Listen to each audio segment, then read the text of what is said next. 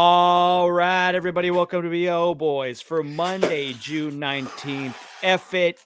It's a raw feed. We're doing it live. I'm Clayton. Yeah, I'm Pat. Clayton, it is Father's Day weekend, and so we had to bring in the box office daddy himself, Father BO, from the rap, the legend, the icon, Scott Mendelson is here to break down this weekend. Scott, thank you for joining us on this historic This is weekend. also my son's 12th birthday. Oh, 12 happy years ago this birthday. weekend, I was sitting in a hospital, and because I had some time to kill, I didn't need to see him get circumcised. I wrote up a quick why the $55 million opening of Green Lantern was such a giant disaster. That with bad reviews, poor legs, a B cinema score, and competition on the horizon, it would be lucky to get to 120 and would probably follow a pattern akin to Zack Snyder's Watchmen. 12 years later, The Flash has opened to $55 million amid mixed reviews, a B cinema score, and a massively front-loaded weekend on par with Man of Steel from 10 years ago, which had mixed reviews, but a huge opening weekend. I'll get to that in a second. But a front-loaded opening, 2.2 multiplier, and I think we're seeing history repeat itself over and over again. Wow. I love that your son's life, the milestones will be box office based. That is really how it should be. That's how it should be for all parents on this Father's Day weekend. You should remember your kid's birthday, but more importantly, you should remember the disappointing opening weekends that correlate to those birthdays. That's really how a child's life should be marked. And to this day, he has not seen Green Lantern. He has no interest. And he had no interest in watching The Flash. Wow. That well, you know what? Volumes. 10 years from now, when he's in college, it'll be interesting to see what superhero movie comes out that he will then have no interest in. Will superhero movies be around when your son is going into college? That is in question after this opening weekend. Clayton, could you quickly give us a Father's Day weekend plow? Tell us the top 5 for the weekend of Friday, June 16th, 2023. Yes. And I'm going to do the 3-day because we're not talking 4-day here. We're talking 3-day. We're talking 3-day right now. Yeah. Okay.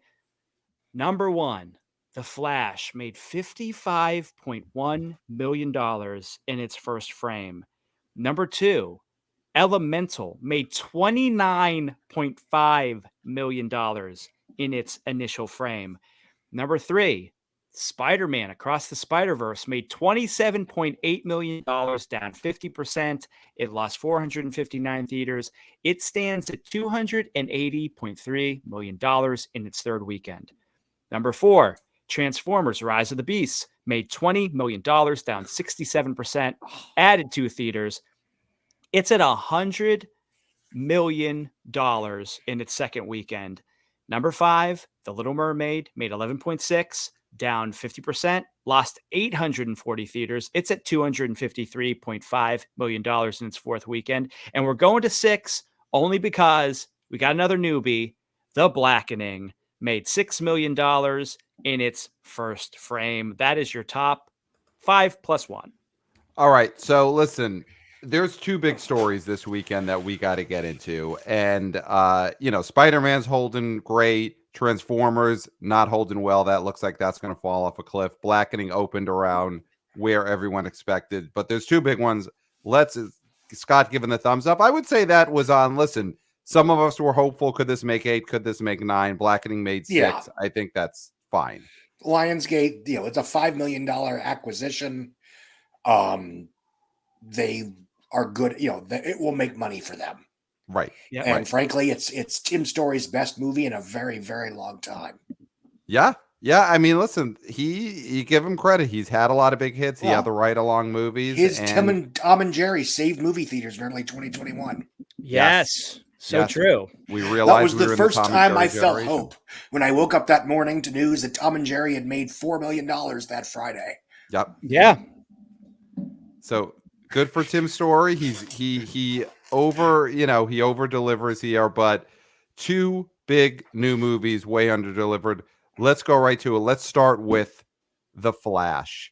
So, Scott, how bad is this opening weekend? I mean, is it Not even getting into adjusted for inflation, because I don't have a Mhm. calculator on me, and I'm sure whatever. This opened on par with Green Lantern. This opened on par with Watchmen. This film made as much money in its 3-day weekend as Man of Steel made in its first full Friday. Jesus. Wow. It will Wow. probably not approach, it'll probably top out at around 120, maybe 125, 130 if they're lucky. Man of Steel made 128 in its first 3 days. Oh my God. Which, I mean, the hows and whys of the DC universe over the last decade will someday fill a very good book. But yeah, at the and end Scott of the day, Mendelson should be the one to write it. Let's just put it out there maybe right now. someone will give me an Let's put it out advance. Yeah. Definitely, you But of course. it's been you 10 giant years advance. and they're right back where they started. Mm-hmm. Which is, Yeah.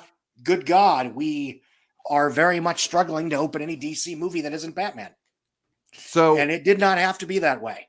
I mean, Man of Steel made 665-ish. I'm going off memory, forgive me.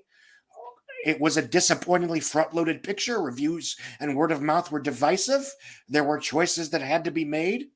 But rushing into Batman v Superman to Whedon Comic-Con in 2013, that was basically, it was dead then. It just took 10 years to die.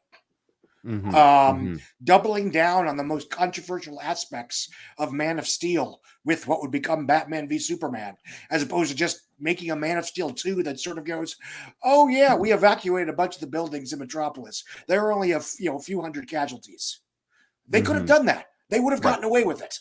Right. And then you would have had a Man of Steel 2 that picks up at the gee whiz happy dappy ending of Man of Steel, where Clark Kent walks into the Daily Planet, Lois Lane welcomes him, and yippee skippy, off to the races.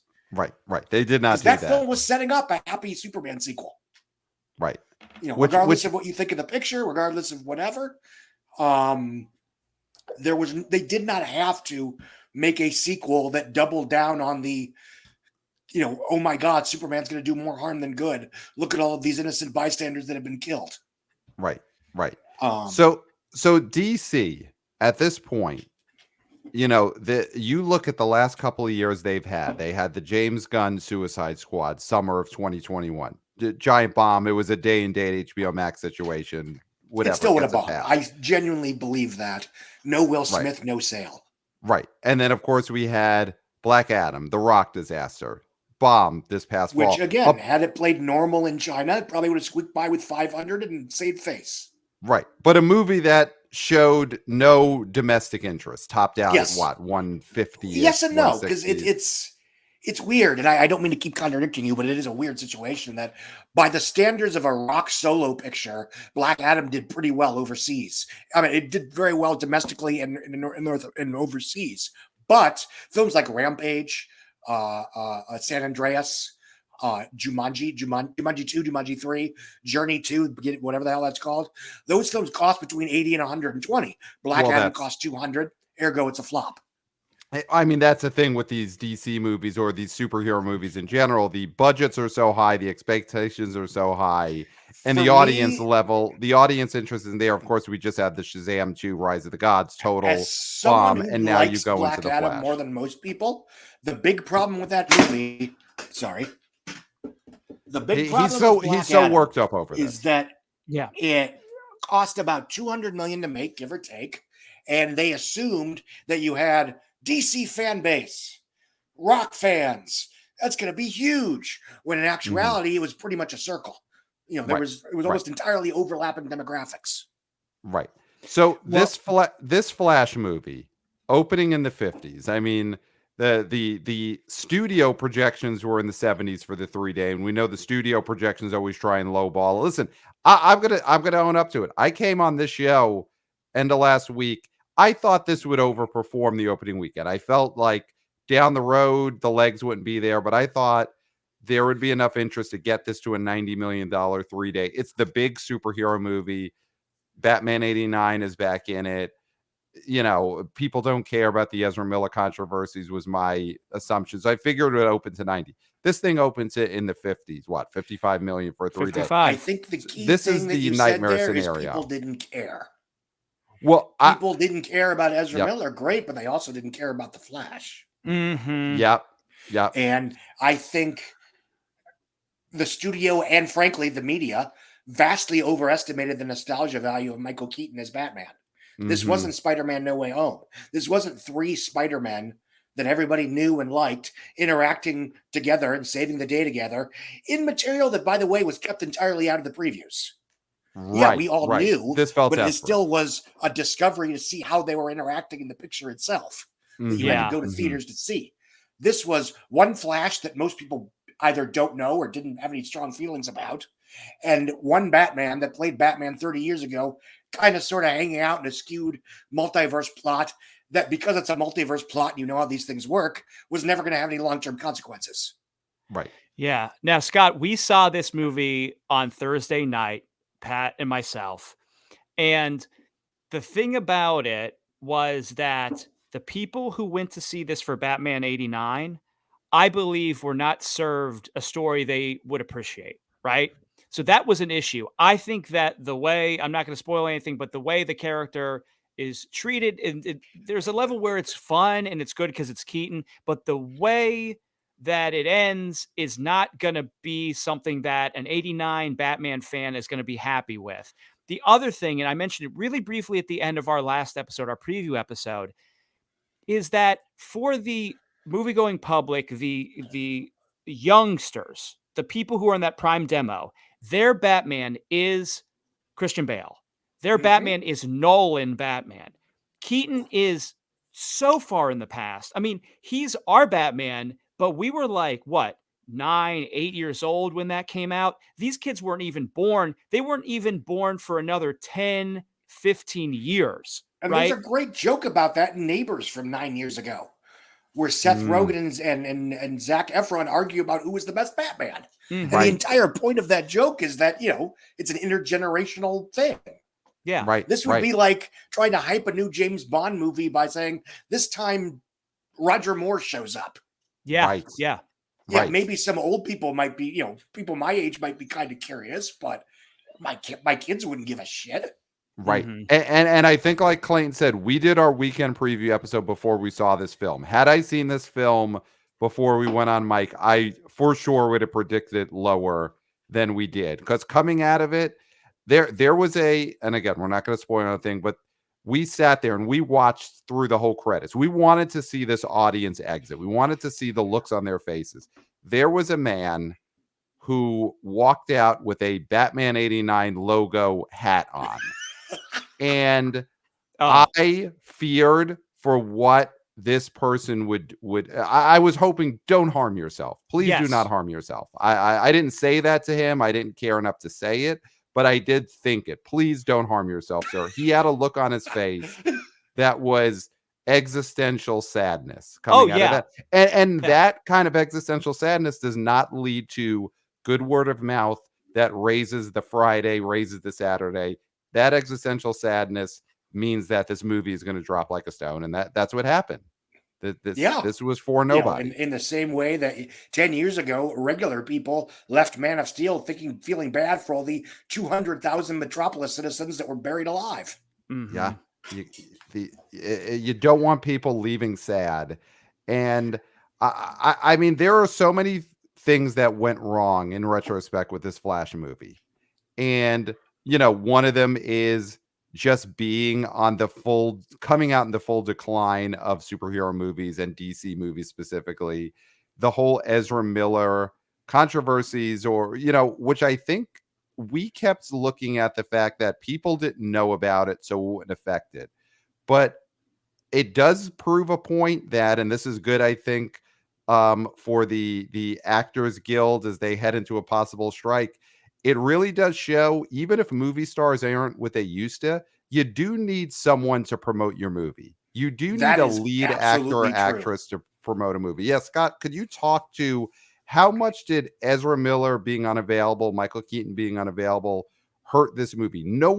There were commercials, but there was no human being promoting this thing. Yeah, and I think by default, Keaton being busy was more of an issue because I think, and again, you think you would have gotten this in writing beforehand, but I kind of figured, I think we all figured, okay, Miller's going to be off the table, but hey, Keaton's going to be on all the talk shows. Now, of course, there was a giant writer's strike, so Right. to the extent that talk shows even exist, that's an issue.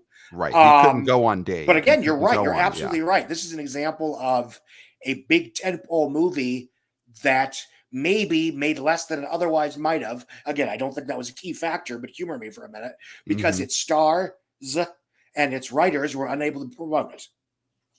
Yeah. And you're right. That does strengthen the SAG Guild and the WGA Guild, or pardon the redundancy. But as much as we talk about where DC went wrong, what makes me angriest is that 2-year span where they were doing everything right. And by that, I mean Wonder Woman kicked ass. Yeah. It was a great movie that everybody loved. It beat Marvel to the female hero punch. And Joker made $1 billion and won an Oscar. What was that? Yeah. Joker made $1 billion and won a Best Actor Oscar. And, yes, Justice League was a disaster, but that was such a weird ass, this is never going to happen again kind of disaster that it almost, whatever. But then Aquaman made $1 billion. Yeah. Aquaman, the punchline. Yes. And not because, oh, wow, people love superheroes, because it was a great fucking adventure movie. Yes. It was basically James Wan's kitchen, of an acquaintance online. I used to call it Oops, All Berries, the movie, just because it was just, but somebody else referred to it as Costco, the movie. And I love that. Yes. Because that's basically what it is. Everything in there. Everything in bulk. And I've watched it several times over the years, and it's just completely delightful. And that's why I haven't given up hope for the Lost Kingdom yet. But so they're coming off of a man that makes $1 billion. And by the way, domestically, it's the leggiest live action comic book superhero movie since Tim Burton's Batman. So people clearly liked it. Shazam does 366 and a 90 budget. It's actually legging out well until Avengers Endgame comes out and just crushes everything in the marketplace. I genuinely, okay, I'm skipping ahead here. And then, yes, Joker comes out and wins an Oscar. Yes. And here's what would have happened in a non-COVID world. Birds of Prey still would have flopped because that film was basically done before COVID. Yes. Disappointing. Mistakes were made. Shouldn't have been an R rating. Should have been called Harley Quinn and the Birds of Prey. Yes. I love it. I think it was one of the best movies of 2020, partially because it was an R-rated movie, because the action was terrific. But commercially, going R-rated was a mistake. And I wrote that back in 2018. Because there's plenty of female-centric R-rated action movies out there. Underworld, Resident Evil, Atomic Blonde, etc., etc. Making that PG-13 would have made it stand out from the crowd. It's like, wow, action movie you could take your kids to. Neat. But then what would have happened in summer 2020? Wonder Woman in 1984 would have been a huge smash hit. Would it have been as well received, well reviewed, and successful as the first one? No. But it still would have been a $650 to $800 million grosser. And it probably would have been the biggest domestic grosser of the year, give or take Top Gun Maverick. Yes, I think Top Gun Maverick did better in 2022 than it would have done in 2020, but clearly there was an interest in that picture. And then what would have happened next? The Batman, good reviews, even if it does exactly as it does in COVID times, which is reasonable, 770 on a 180 budget, rave reviews, strong legs. Holy shit, DC is kicking ass, yada, yada, yada. And then when the Suicide Squad comes out and bombs anyway, which, again, no Will Smith, no Joker, and most people weren't that crazy about the last one, Tomb Raider Trap, it still would have been seen as sort of a one for them, one for the love of the game. DC can do what Marvel can't. It still would have gotten good reviews, still would have gotten good buzz. And I think it would have done probably closer to Secret Life of Pets 2 numbers. The first film did 785. The second one did 430. I think that was always a good comparison for Suicide Squad 2. And then you would have had fucking Aquaman in the Lost Kingdom opening at the end of 2021, 3 years later, doing another, $800 to $1 billion. Right. And the narrative would have been DC is doing fine. Now, this Flash movie, in retrospect, it's a movie based on a character that it does seem like, even through the Flash's appearances in Batman v Superman, Justice League, it was a character that just did not catch on in a major way and did not catch the imagination of the audience in a way that an Aquaman can, because an Aquaman goes into this, totally other world, gives you something you don't see in other movies. The Flash, and you could see it in the marketing, all they did was promote, you get to see Batman in this movie. They had nothing else. And because everything else was, remember that TV show that was really fucking awesome 8 years ago and it just ended now? We're going to do that again. Right. The desperation in here, and again, coming off of Black Adam, coming off of Shazam 2, it was one of the sweatiest, most desperate seeming movies we have ever seen been released at this level. I mean, it was just, the audience could tell they're begging us to see this, and they don't have anything special. Yeah, and it's a tragedy. But I mean, and I said this 8-9 years ago, and I'm sure plenty of other people did too. You want a Flash movie? Okay, here's your Flash movie. You spend 130, 140, maybe 150 at most. You hire 6 well-liked but not expensive character actors to play the rogues. Okay, they're on a crime spree. Barry Allen would like to stop them, but he gets getting dragged into Justice League nonsense. Right. And he's having trouble stopping them, but he doesn't want to ask for help because he doesn't want them to think that he can't handle his own mess. Right. And in the end, all 6 rogues start committing really awful crimes simultaneously. And he has to ask for help, and he has to realize that it's okay to ask for help. And they all pitch in, and they say, no, it's okay. You're still a badass hero. We're going to help. You helped us save the world. We're going to help you clean up your city. And not only would have that been a different movie from any other superhero movie out there, it would have had like an ensemble villains versus one hero. It would have been a giant metaphor for balancing the needs of a cinematic universe versus the needs of a solo franchise. Well, here's something that, and I just thought of that on the shitter. Why couldn't they thought of something better? Right. Now, to just quick note, you thought of that on the shitter. You're not on the shitter now. You are in a regular chair. Yeah, he had thought about that before he got on mic. Yeah, when he was on the shitter, then he left the shitter, got on mic. This Flash movie also lacks something that back in the day when we were youngsters and we go see these Batman movies, it was always said it's all about the villains. And this Flash movie had no marquee appealing villains. I mean, the villain that they promoted was basically Zod would be back. And you had Michael Shannon out there in the interview circuit saying that he's not that good in this movie and he doesn't like the movie. I mean, here's our big villain. You remember that guy you kind of didn't care that much for? Well, he's back. He's back, and he likes the movie even less. Yeah. That's what's so nuts about this is they basically banked on generational nostalgia for Man of Steel, which is the movie that got them into this mess in the first place. It was just a wild scenario from the start. And when I saw it in Vegas, I most of the people in Vegas, oh, it's great, it's terrific. I'm like, A, they're wrong. B, general audiences aren't going to give a shit. Yeah. Listen. You did say from the start that coming out of the CinemaCon, the Flash reviews were off the charts. We had a guest on the show who came in 53% hype. He was saying Flash is going to be, and it should be noted from the start, Scott Mendelson filed a review coming out of that CinemaCon saying it's blah, it's okay, and you nailed it there.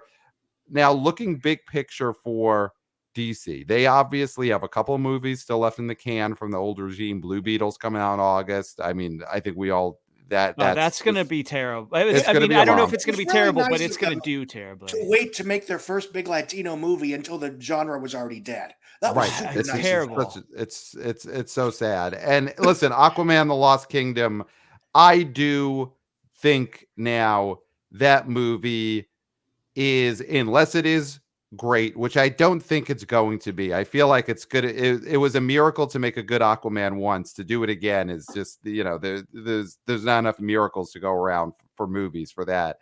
And the Aquaman character, I mean, listen, you've seen him brought back in cameos since that movie, and they do not treat Aquaman well at all. He's basically becoming as much of a joke now as he was in the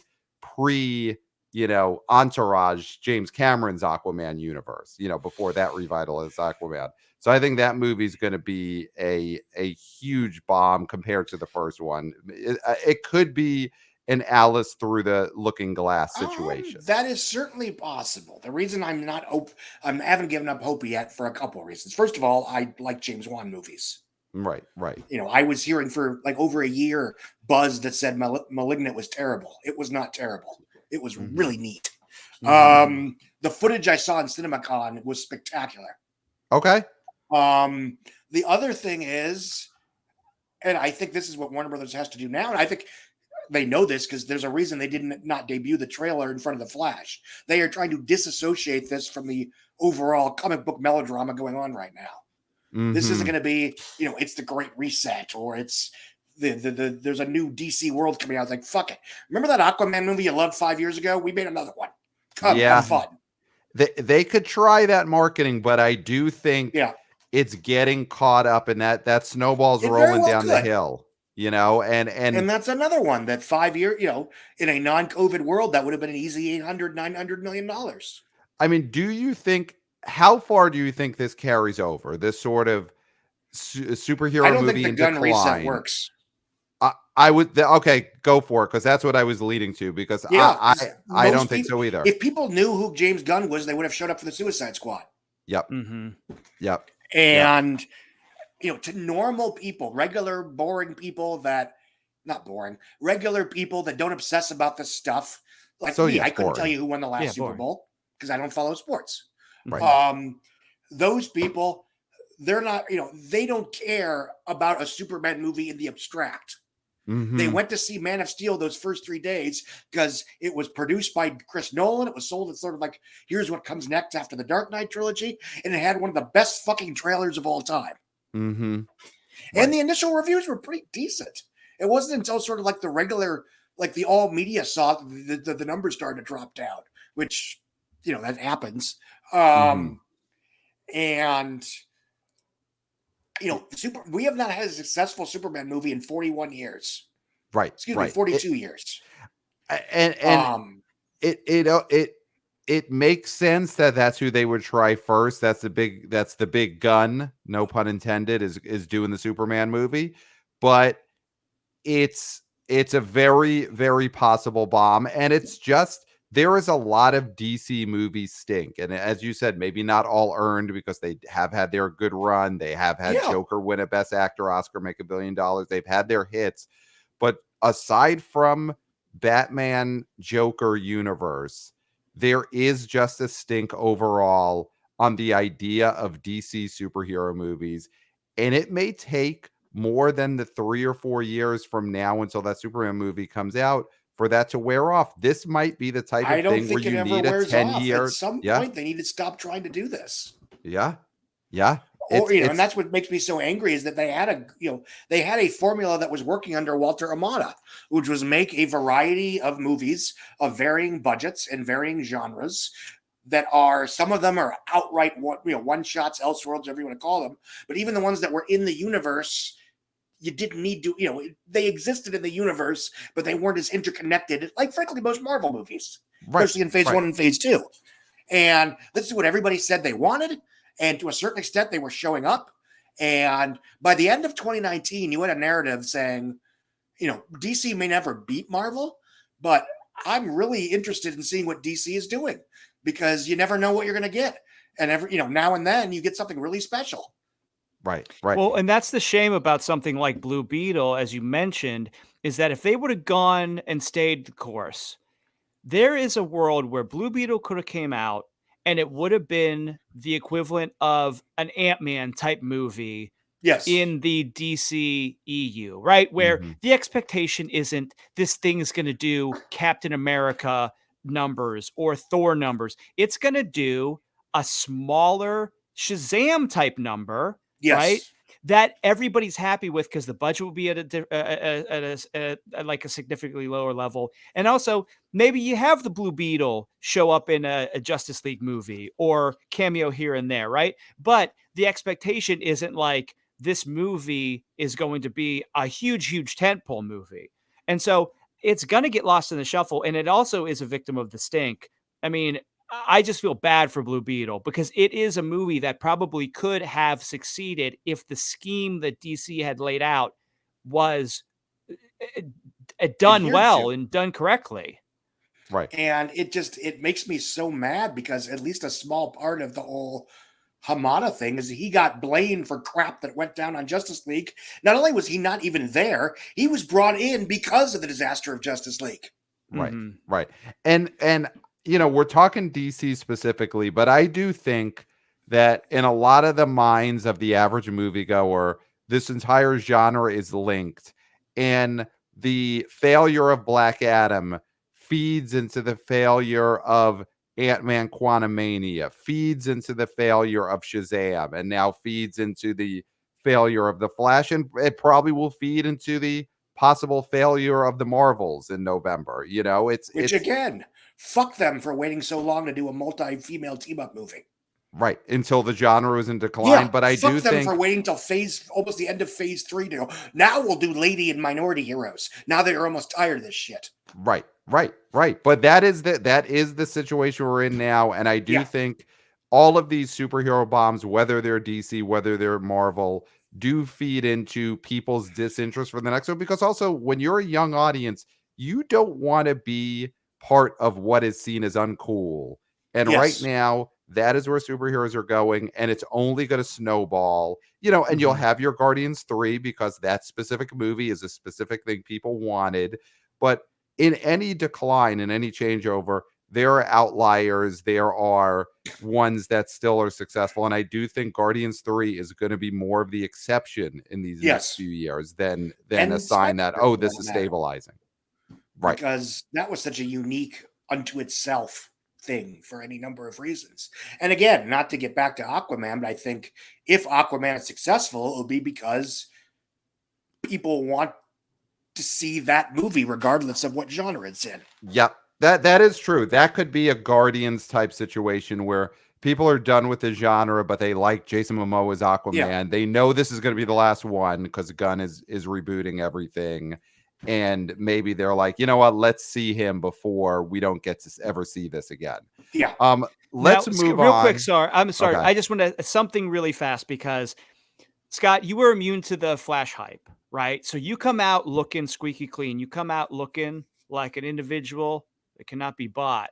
But there's a few people who stood up for this movie, said this movie was one of the best movies they've ever seen, right? Which was so freaking stupid on their part. They didn't have to do that. All they had to do was say, we know Miller's has their issues. The movie's almost done. We think it's good. We don't want to screw over the people that have worked on it. And we think it's pretty good. But you had James Gunn saying it's one of the best superhero movies ever made.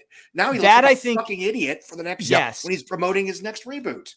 So then what is his Superman movie? Is it worse than The Flash? That I think is the most egregious because Zaslav, of course, is going to do it. He's going to say that. And it doesn't matter what his opinion on a movie's quality is, obviously, because he's a suit, right? But then you draw Tom Cruise into it, which also is like... I would love to know how that happened. How did that happen, right? But the big one is Gunn. The big one is Gunn. It makes him look foolish. It makes him look untrustworthy. It makes him look like a bit of a bootlicker. And that's not his MO. He's the maverick. He's the guy who comes in and does the goofy movies. He makes the hard R, the Suicide Squad, where there's like full male nudity in that. He makes the Guardians, which like this is a guy who came up through the trauma. This is a maverick. And then all of a sudden he's saying Flash is one of the best superhero movies he ever saw. I don't know what movie he watched, right? I don't either. It certainly and wasn't this that also one. Highlights why long-term it was so stupid for them to shelve Batgirl. Because even if that movie may be one of the worst movies ever made, it might be worse than Morbius. Okay. And again, my theory is that it was a streaming $70 million, that because everybody gets paid up front, it looks and feels like a $40 million theatrical cheapie. Right. From now on, it'd be like, okay, Batgirl couldn't have been worse than this. Batgirl couldn't have lost more money than this did. Right. And, you're going to devalue the brand. Well, look what you did here, and here, and here, and here. Batgirl couldn't have done that much damage. Right. And at this point, here's my advice. Release Batgirl for one weekend as a Fathom event. Because I think the curiosity of that, do it as a double feature. Unfortunately, I think they do have to finish it. I don't think it was as almost done as people like to say. I would say it doesn't even matter at this point because people are going to go to it for the novelty. Release it as a Fathom event, double feature with the Jerry Lewis Clown movie. Snyder Cut was prior to May 2020. Right, right. So All right, let's because Scott, I know it's it's fine, your it's fine. Papa Box Office and it's Father's Day weekend, so you're a busy man. So let's move on to the superhero genre is in decline, and speaking of in decline, Pixar, Yep. Elementals opened Good this movie, by the way. weekend. Good movie. Okay, good movie. I mean, listen, it's one of those things where this was not a movie where it was ripped apart, but it seemed to get a collective shrug from the critical community, from audiences. I mean, especially from children, which back in the day, that is what Pixar used to care about. And I think that stopped being the case a while ago. But this movie, which came into the weekend with very low expectations, somehow walked under those expectations. This opened to, was it a $29 million 3-day weekend? 29.5. And just to give a little bit of just like context to this movie is the lowest grossing Pixar movie ever, except for the first one, which was Toy Story 1 in 1995. And we don't do adjusted for inflation, but if we're adjusting for inflation, $1995, I mean, this is the lowest grossing Pixar movie ever opening. Yeah. And we knew it was a slam dunk that this was going to open under Onward and under The Good Dinosaur, which both opened to 39.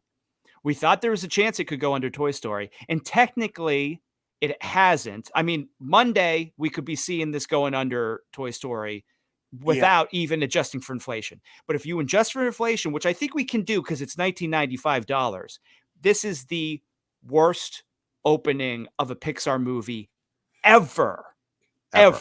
So Scott, can you speak to what happened here? What was your thought going into this weekend? Did it go lower than even you thought? But what is the situation with Elemental? This was basically what I was expecting. It was sold as a generic Pixar movie. It didn't, even my kids who really liked it, even they said to me, gosh, there was, if they had hinted at some of the stuff that was in the movie and the marketing, I would have been more excited to see it. Okay. Interesting. So the marketing undersold this. Now, to be fair, in a more civilized time, Pixar movies often had underwhelming trailers, but that, they like to keep the cards close to their vest. They didn't spoil the whole movie. They didn't have to, because a Pixar movie was automatically an event. And they knew people would show up and they would be surprised by all the stuff that wasn't in the trailer that would build word of mouth, that would improve word of mouth, and they would have a hit movie. So even if the trailers to The Incredibles were kind of overselling the doofus dad element, they knew people would show up and think, wow, this is a terrific action adventure melodrama. Go see this, everyone. But now that Pixar is no longer automatically an event, now that original animated films in general are no longer events, they can't do that playbook anymore. Right. Well, Pixar is not a trusted brand to audiences the way they were in the 90s or 2000s. Because their movies have been good. It's just people don't go to see original animation in theaters the way they did 6-7 years ago. We haven't had a non-sequel, non-IP blockbuster since Coco in late 2017. Wow. So the animation itself is not the draw in a way that it used to be. But like Super Mario, of course, is a billion-dollar baby. Sequels, franchises, marquee characters, which Mario Brothers is nothing but marquee characters. So, Right. But if you look at the animation world, obviously Mario is marquee characters, but there is something to Illumination has just taken the place of Pixar in that they created marquee characters in the last decade with your Minions and your Gru and your Sing is Illumination, correct? Right. So you've got Sing, you've now got Mario. Those were franchises that began back when up to sample the goods. Right. I am very worried for migration. Yeah. And it's going to be a lot cheaper than an app. It's fun. Everyone, they're not wrong when people say, oh, the Pixar movies are too expensive. Walt Disney animation is too expensive. And that's probably true, but God, the money's on the screen. Right. I mean, Elementals is a stunningly animated picture. But now at this point, is it safe to say, I mean, obviously, you hate to see layoffs. There's been gigantic amount of layoffs in Disney and at Pixar. Is Pixar in danger of Maybe they're not going to be releasing a movie a couple of years from now. Maybe, listen, and it happened over the pandemic, but maybe this is the future. Maybe Pixar is a studio that creates Disney Plus content. Are we looking at a future where Pixar movies getting released in theaters is the aberration as opposed to the norm? Yes. And they have only Wow. themselves to blame. Wow. Because as challenging as original animation has been over the last several years, I still believe Soul would have been a smash in a non-COVID world, or even if they had held it to summer 2021. Mm-hmm. I still believe Encanto would have been a solid success had they not treated its theatrical release like Disney Plus marketing campaign. Yep. Turning Red, I think, would have been a solid hit had they put the fucking thing in theaters. Well, Turning Red that's the turning point. The fact that at that point, which was that was spring 2022, and that still went straight to Disney Plus instead of theaters. I mean, that is because just Bob historically Chapek bad move. Stupidly looked at the Encanto Disney Plus numbers and thought, oh, that must mean everyone will watch it on Disney Plus. Like, no, they watched it 100,000 times because it was a musical. That's why Moana still charts on Disney Plus every week. Yes. Well, I mean, I think Elemental is going to do gangbusters on Disney Plus. Of course it will. Yeah, but that's pretend money.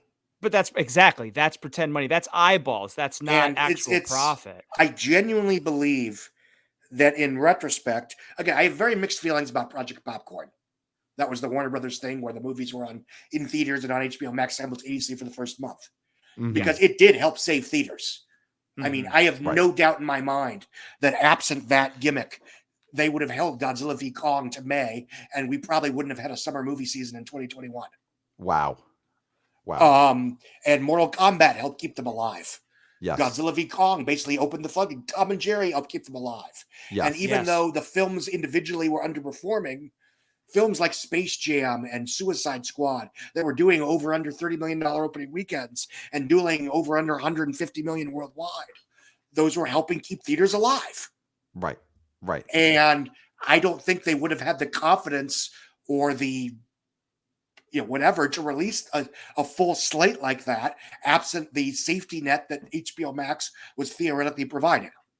Right. That being said, I have no doubt in my mind that throwing HBO Max or Wonder Woman 84 on HBO Max in mid-Christmas, basically as cannon fodder to the streaming gods, absolutely killed that movie. Right. And that was the start of this DC in disarray again narrative.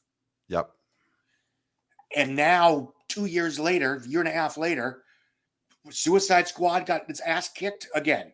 I don't think it would have been a hit anyway, but if you hold it for a little bit later when times are better, I think it does closer to 300, 400 million, or at least in a non-COVID time. The new normal is the new normal. Point being, I do think that the way Wonder Woman 84 and Suicide Squad were used as HBO Max fodder is going to be as detrimental to the DC Films brand as was Chapek sending Soul, Turning Red, and Luca to Disney Plus was to the Pixar brand. Yeah. And in both cases, they were unforced errors chasing pretend money that did not help them worth a damn in their quarterly stock portfolio. No.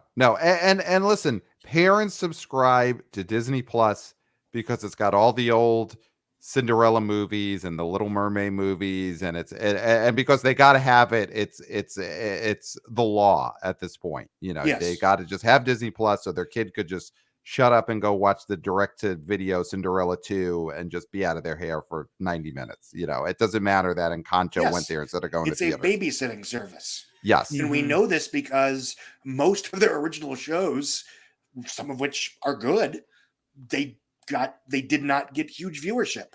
Mighty Ducks, Big Shot, Willow, all of these. Hey, look, this IP that we're going to make into a Disney Plus content. Nobody gave a shit.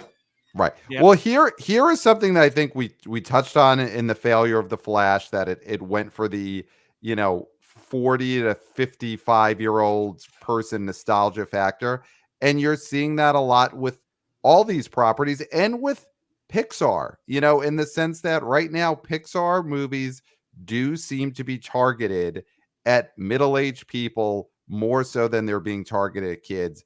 And that has finally bit them, because Pixar had the run where they're getting Best Picture nominations and adult people are saying, oh, this is as good of a movie as anything else up.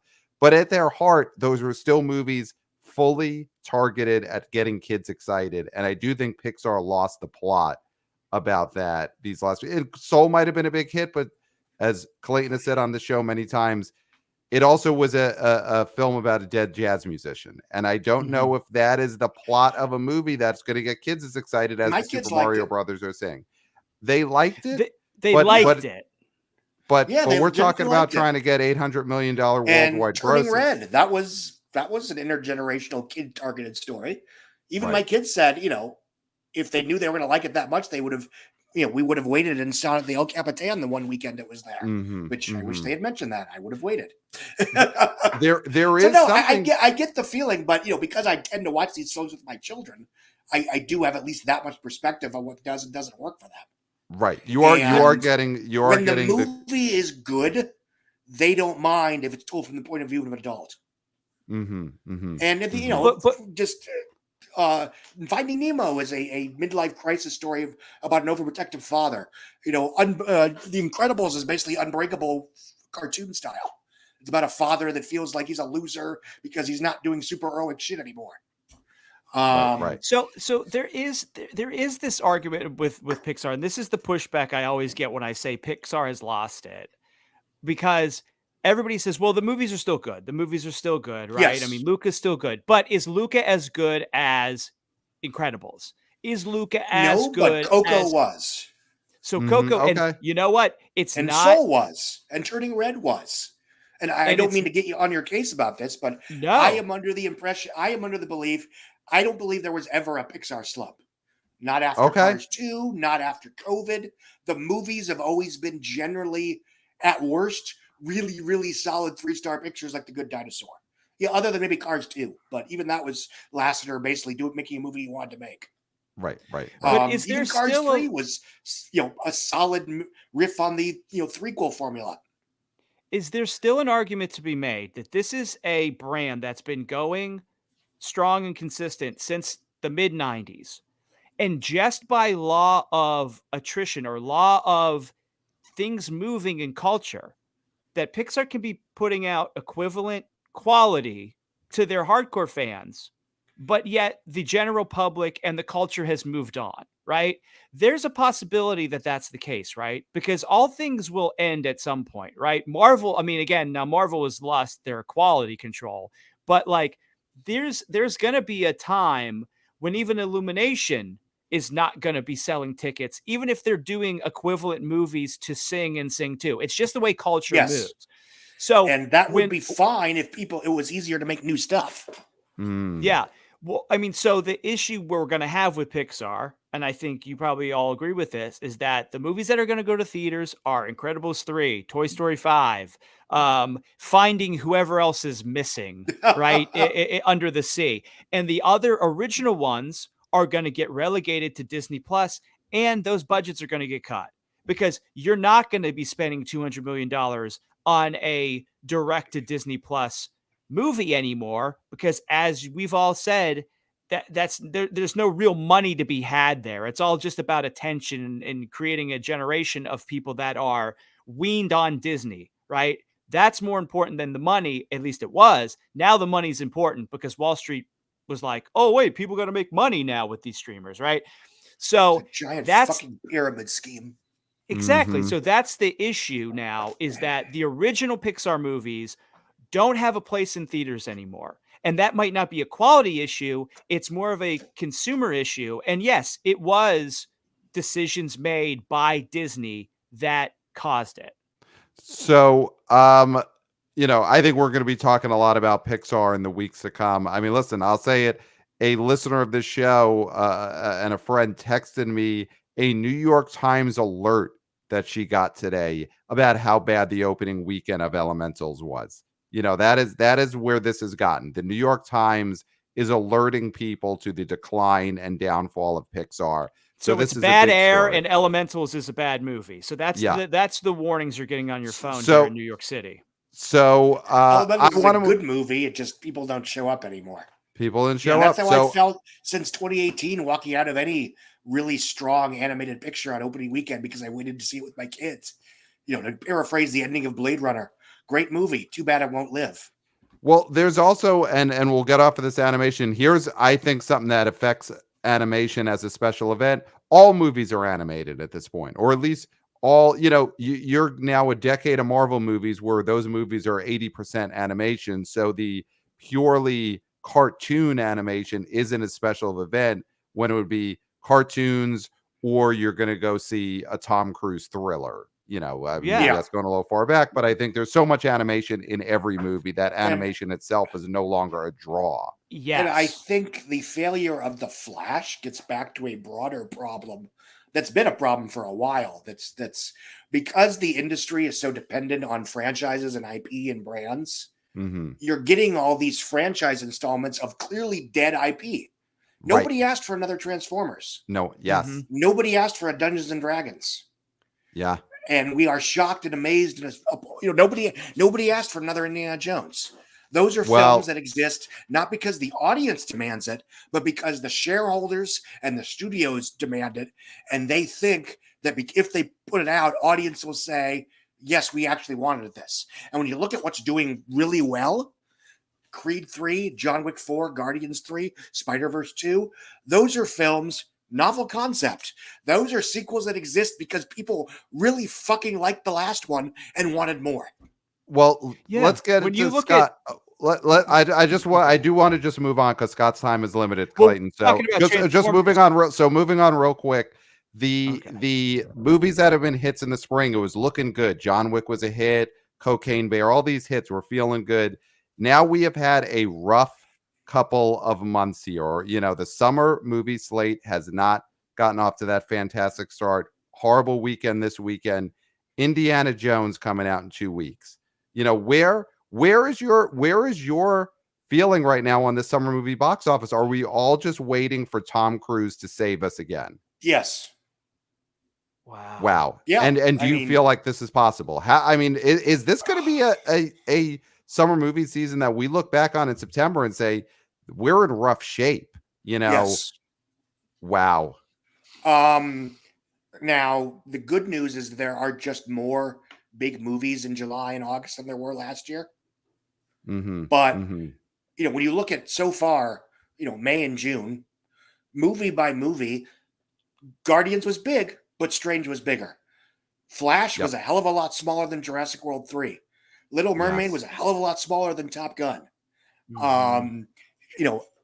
Elemental is probably going to be smaller than Lightyear. Right. You look at last summer, you had a Minions movie, and at this point, going to be a lot smaller than Minions. Right. I don't want to get into Boogeyman, smaller than Black Phone. Yeah. And as well as I think Mission Impossible is going to do, it could very well be smaller, at least domestically, especially than Thor: Love and Thunder, which people treat as a flop, but it made $343 million. Yeah. Now the good news is, I think the Meg will do better than, say, Bullet Train. Right. And Ninja Turtles will do better than nothing. Blue Beetle will probably do better than nothing. Right. And so forth and so forth. Right. And Barbie and Oppenheimer will probably do a hell of a lot better than nothing. Right. Or better than, I guess, the Oppenheimer slot is Nope. Yeah. Yeah. Which on its own terms was a solid hit. Right. Right. Yeah, it's a sad state to be in because I think we all looked a year ago at 2022 is when it all clicks back, and it was for a while. You had a Super Mario Brothers movie in the spring a movie that people wanted to see. Yeah, and it's and I people tease me in a fine way sometimes for saying this, but you sometimes have to remind people that it doesn't make sense to make a sequel if people did not like the last one. Or maybe didn't see the last one. Why the fuck are we getting Expendables 4? Right. That's rough. I'm old enough to remember when Expendables 3 bombed. Right. Well, that was all piracy, though, right? Remember that? That was all piracy. So, Scott, let's just do 2 quick hits on movies coming out in the next couple of weeks. No Hard Feelings. Jennifer Lawrence trying to bring back the R-rated comedy opens on Friday. Listen, we're all rooting for this movie. But Yes. I mean, I am seeing some There's not estimates a that lot of are, heat. oh my I remember God. 8 years ago when you had Trainwreck opening, it was treated like a genuine event. Yes, Mhm. that's a great comp. And in this is theory, not. Jennifer Lawrence should be a much bigger draw than Amy Schumer was at the Yes. time. And there's no way, No Hard Feelings opens to Trainwreck numbers. No, and I don't know what has changed other than maybe Universal was better at marketing those films back in the day. I don't know. Right. I mean, even like summer 2019, they got Good Boys to 110 worldwide. Right. Yeah. Asteroid Are- City had one of the biggest per screen averages of all time for a live action picture. It expands to 1,500 theaters next weekend. I'm hoping it will do fine. Right, Mhm. right. But it's not going to be everything everywhere all at once. No, I mean, it's amazing how this year is comping lower than 2022. and It's stunning. I blame the movies. Well, Again. Indiana Jones 5 coming out in 2 weeks, Dial of Destiny. Could we have another Flash situation? You're giving the thumbs Yes. down. I mean, is this a movie that could open It is a bad $60 million? film. Oh, wow. Online interest, online coverage does not translate to general audience interest and general audience curiosity. The reviews started out bad, and there is nothing that will happen or has happened in the next 2 weeks to make people more excited for that film than they are right now. Wow. And that's basically what happened with The Flash. Is you had the initial surge 2 months ago of CinemaCon, viewership, but then you had 2 months of nothing. Right. And when the numbers, 75, surely it'll go up, surely it'll go up. It's like, will it? What's going to happen in the next 2-3 weeks to make people more excited? Right. There's no stars that are going to promote this. I mean, Harrison Ford is not going to go on. Was he going to go on Hot Ones? I mean, Harrison Ford probably. It's a blessing that there's no talk shows that has to go on. His reign of terror has ended. It's for him. It's great. And is there a web show? Conan was the only one that could contain him. Yeah. Is there a web show where people smoke pot? Because I think he might go on that, right? Most likely. Spicy The funny thing is, jokes aside, yeah. I mean, I think, say what you will about The Force Awakens, but I think he kind of rediscovered the joys of celebrity while he was promoting that. And he's been a much jollier fellow since then. Yeah, so we are looking at grim times. We're looking at Tom Cruise to save us in early July, and we're just hoping that and Barbie. And Oppenheimer. Yeah, I think the story of the summer is going to be written by those 3 films. Wow. I mean, Barbie has to overperform because it has to be. Listen, and I think that it has a chance because of how Elementals is going to just fall off the face of the earth, and kids are going to need something. Mario opened in March, and Little Mermaid is going to be long gone. Targeted films is The Little Mermaid. Right. But it's PG-13. It's PG-13. That's the thing. Warner Brothers needs to put out a trailer that says your kids will enjoy this. You can take your children. They have not done that yet. Right. Yes, I agree. They better get on. We'll talk about Barbie when it happens. Me and Pat are in different pages here, but they haven't told you who the target for this is, and that's what's difficult with Barbie. But we have both agreed. The excitement is among the perpetually online. And as we've seen over and over and over and over and over and over and over again, the perpetually online skews the narrative to something that is not disproportionately does not exist in the real world. Right. Here's one thing I'll throw out about that, and I totally agree. We always say tweets aren't ticks. But one thing I am seeing a lot specifically with Barbie is people tweeting about how they can't wait to see this, which is different than a Snakes on the Plane or a lot of those movies where they're just tweeting about how nuts is this? How bizarre is this? Wouldn't it be great if they did this thing? Yeah. It's obviously this is a very different time, but there was a time not so long ago when Warner Brothers was the best studio in the industry at taking these less conventional, not your everyday tentpole movies and turn them into genuine smash hits. Right. Magic Mike, Gravity, The Lego Movie, It, Fury Road, Joker, Dune, Elvis, right? Crazy Rich Asians, The Meg, and I would not count out the Meg 2. You know, I've talked about that a lot. Oh yeah. Yeah. I mean, God, you named Elvis, and just look at it last summer. What's the comp to Elvis this year? Elvis, listen, there is a world in which Elvis may end up, if Indiana Jones falls off the face of the earth domestically, Elvis could end up doing better than Indiana Jones. Yeah. I mean, that is not something we He thought could end up was doing at all better possible. than a lot of, you know, Transformers, Fast X domestically. Right. The Flash. I think what else am I forgetting? Well, Elementals, obviously. Obviously, and, Elementals. Fast X. Yeah. It's That's the weird thing, is that you've got these two movies in May, Little Mermaid and Fast X. Little Mermaid is doing gangbusters domestically, but Yep. it's doing not that great overseas. Again, I will argue it's simply because, like Solo, overseas audiences don't give a shit. right. Mhm. And the movie has nothing else to offer for people who aren't already on board with The Little Mermaid. And Right. you can go on Twitter and scream racism all you want. They fucking showed up for Soul. That movie made $58 million in China in December 2020. Wow. And it was leggy as hell, so you can't pretend they didn't know it was about a black person. Bullshit. right. If the movie is there, they don't give a shit. They may not go, wow, representation matters, but they'll show up. Mhm. Right. But then you have Fast X, which is arguably stumbling domestically, but it's doing very well overseas. It's stumbling comparatively in North America and China, but it's basically kicking ass everywhere else. But both Right. those, because they're incredibly expensive, will probably not make a profit in raw theatrical alone. Wow. And Fast X is the perfect situation of they're going to give us sequels that people are not asking for. Two more Yes, of those and- Fast and Furious movies. It's insane. one more plus whatever the hell the Dwayne Johnson movie is Right. that may or may not ever get made. Right. Yeah. Very true. So, Scott, yeah. let's give you the last word here. Is there anything that we haven't touched on that you want to say about Flash, Elemental, Pixar, or the upcoming couple of weeks at the I summer think box the office? damage that giving Zack Snyder keys to the DC universe, and again, I don't necessarily blame Zack Snyder because you know what you're getting with him. Right. You know, they could have just said after Man of Steel, what else do you want to do?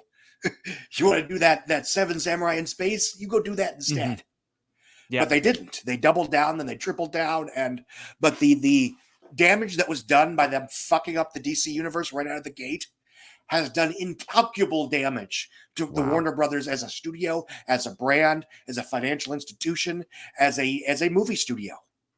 Wow. And because of that, I will then argue that the damage done, not this movie's fault, the damage done by the Avengers being as big as it was, and every studio in town chasing their own Avengers, it did massive damage to Warner Brothers. It basically killed Fox. Even though Fox really wasn't playing that game all that much. They created a ridiculous world where you had people on the street cheering Disney buying Fox because it meant that the Wolverine and Spider-Man could hang out. Sony, it almost killed Sony trying to make their own Spider Universe.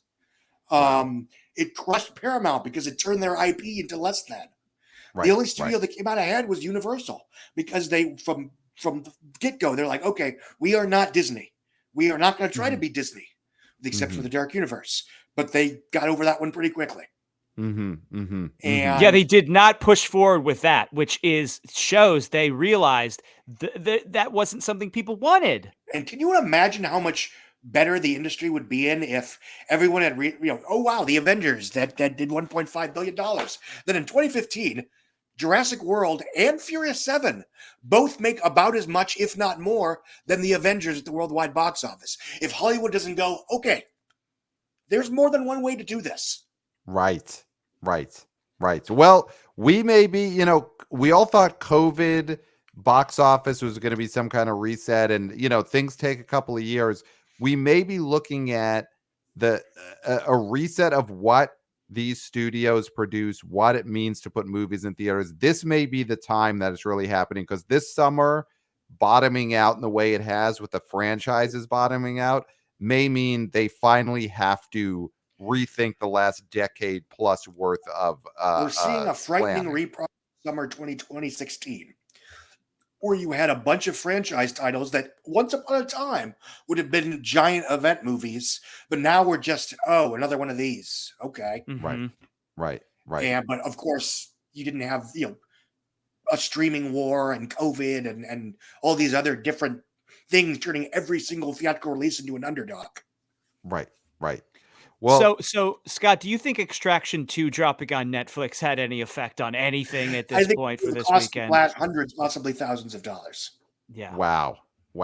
All right, you know what? The New York Great Times didn't fucking report movie, but that. also it's a 2-hour picture. You can do both.